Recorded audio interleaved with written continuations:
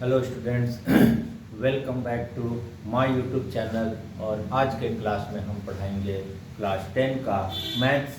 और क्लास 10 के मैथ्स में जो हम चैप्टर पढ़ा रहे हैं वो है चैप्टर नंबर 5, और जिसका नाम है हमारा अर्थमेटिक प्रोग्रेशन।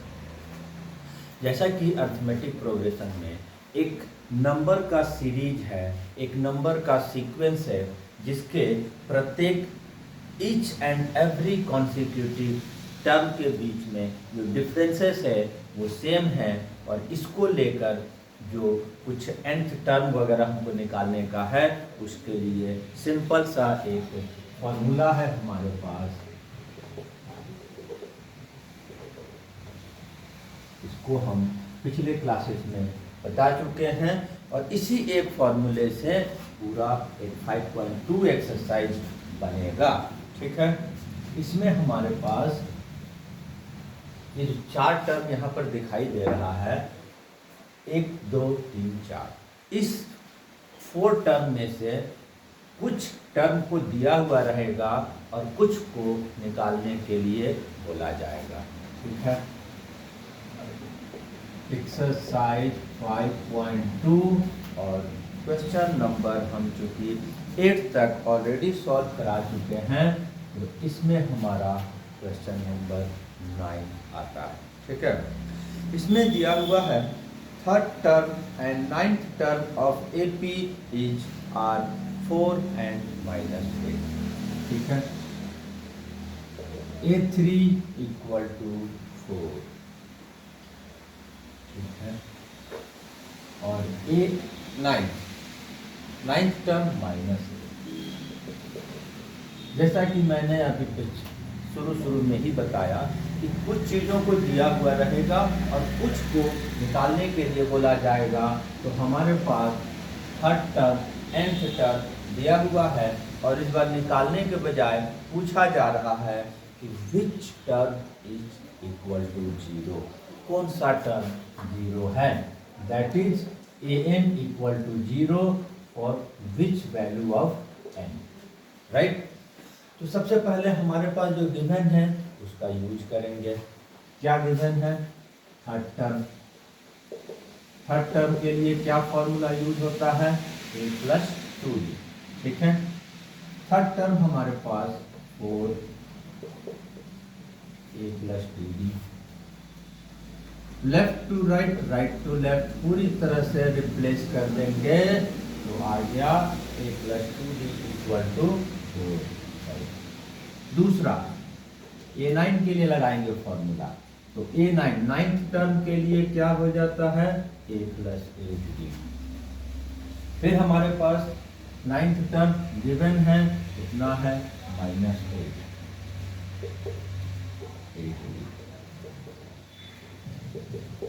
कितना है? 2। ठीक है, फर्स्ट एंड सेकंड दो इक्वेशन हमारे पास बना, जो लीनियर इक्वेशन इन 2 वेरिएबल के फॉर्म में है। और इसका भी एक चैप्टर है, चैप्टर नंबर 3 में, जिसको कि एलिमिनेशन या सब्स्टिट्यूशन से सॉल्व करते हैं। ठीक है, तो अब हम इसको सॉल्व करेंगे इन दोनों को।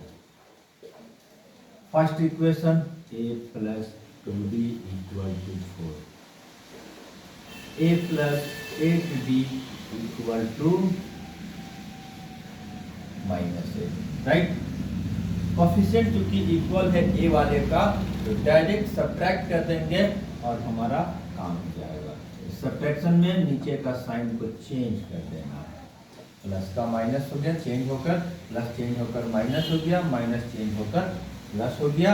a - a कट से 0 कैंसिल हो गया, और यहाँ पर प्लस माइनस माइनस हो जाएगा, तो 6d आएगा, बड़े वाले का साइन आएगा। 8 + 4 प्लस प्लस प्लस होगा, 12 आया, 8 + 12। अब जब हम यहाँ से d की वैल्यू निकालेंगे तो 12, और ये -6 उधर जाएगा तो नीचे कैंसिल होकर 2, दैट इज -2। ठीक है, d का वैल्यू आ गया। अब d की वैल्यू इक्वेशन नंबर 1 में पुट करेंगे।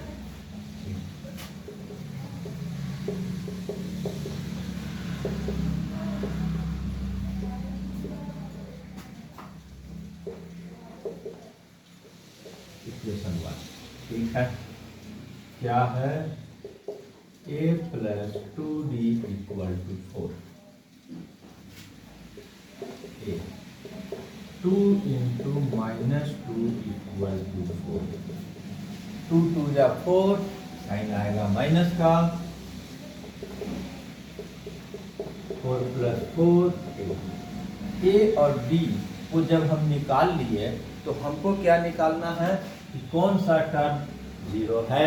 तो हम ए एन का एक फॉर्मूला लगाएंगे और उसमें से ए एन की जगह जीरो लगाएंगे तो एन की वैल्यू निकालेंगे और इससे पता चल जाएगा कि कौन सा टर्म जीरो है। A N equal to N minus 1, ठीक है। ए एन हमको चेक करना है क्या, जीरो, एन टर्म को जीरो लगाना है, ए की वैल्यू हमारे पास आ चुका है, डी की वैल्यू हमको मिल चुका है, सॉल्व कर देंगे और यहाँ से एन को सॉल्व निकाल देंगे। -2 into n minus 2n, -2 into -1 plus 2,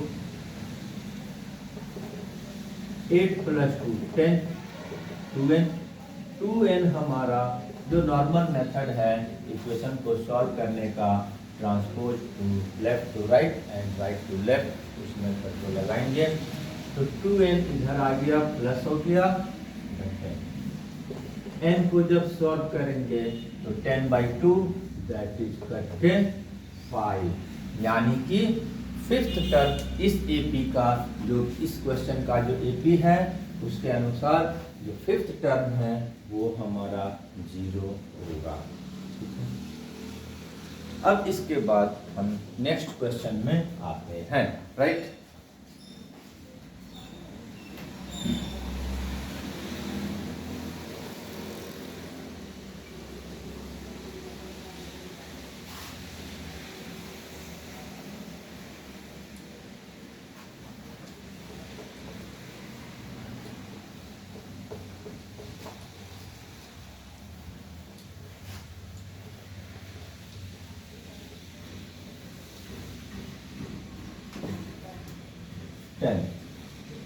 question number 10, इसमें हमारे पास है 17th term of an AP exceeds its 10th term by 7। 17th term जो है वो 10th टर्म से 7 एक्सीड कर रहा है, यानी कि 7 ज़्यादा है। तो फाइंड द कॉमन डिफरेंस, कुछ ज़्यादा कुछ नहीं निकालना है, सिर्फ हमको 7 की कॉमन डिफरेंस निकालना है।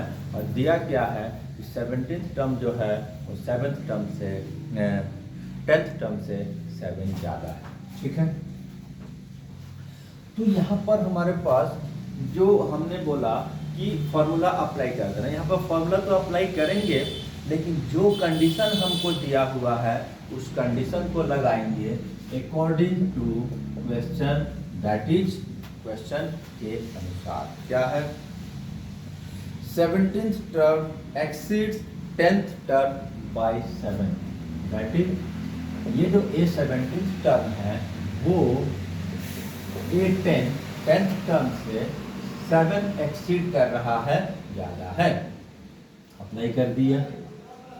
अब इसी में ये जो कंडीशन अप्लाई है क्वेश्चन का, उसी पर हम फॉर्मूला पुट करेंगे और यहाँ से सॉल्व करेंगे, ठीक है। क्या आ रहा है, a प्लस 16d, ये तो पता है।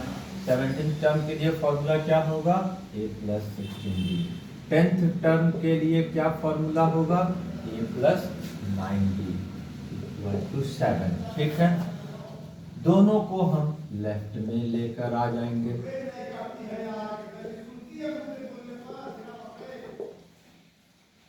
कैंसिल, माइनस हो के 7d,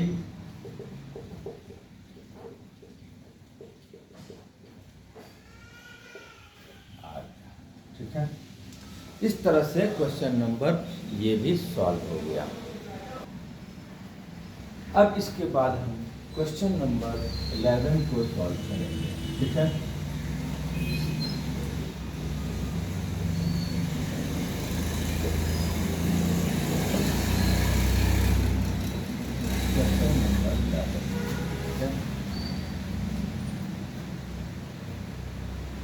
इसमें हमारे पास which term of an AP, which term of the AP 3, 15, 27, 39 will be 132 more than 54 term. यहाँ पर एक एपी ही खुद दे दिया है और उसमें से पूछा जा रहा है कौन सा टर्म 54 टर्म से 132 ज़्यादा है, राइट। तो सबसे पहले तो एपी को लिखा हुआ एपी दिया हुआ है तो उसको थोड़ा सा हम नोट कर देते हैं। 3, 15, 27, 39 ये हमारा एपी है। तो जब भी कभी एपी दे देगा तो ए और डी तो पहले पता कर लेंगे। A equal to 3 first term, d equal to common difference that is second से फर्स्ट माइनस 1। अब यहाँ पर हमारे पास पूछा जा रहा है कि कौन सा टर्म 54 टर्म से 132 ज़्यादा है।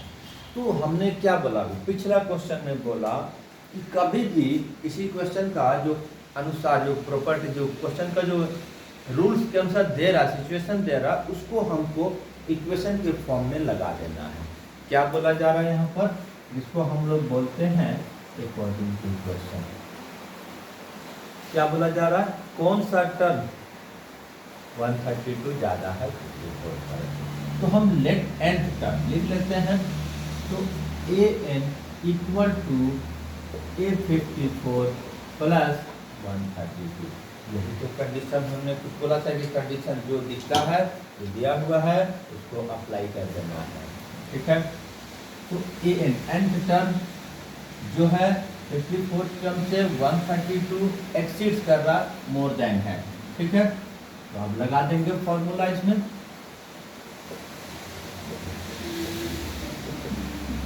और इसका तो हमको पता है, तो 3D लगेगा 132, वैल्यू पुट कर देंगे, ठीक है। वैल्यू क्या है, ये 3 है, ये n है, नहीं पता है, यही तो निकालना है। b हमारा ए हमारा 3 है, 53 इंटू 12 132। अब इसको सॉल्व कर देंगे, n आएगा और n जो आएगा वही टर्म जो है वो 54 वाले से 132 ज़्यादा है। 3 12n 12 3 12 3 जा 36, 12 5 जा 60, 63 प्लस 132, ठीक है। और आगे सॉल्व 12 माइनस 3 9, 9 माइनस का ये तो तीनों प्लस हो जाएगा, 6 3 9 2 11, 4 3 7 6 1 7, 9 को राइट में भेजेंगे, प्लस हो जाएगा, ठीक,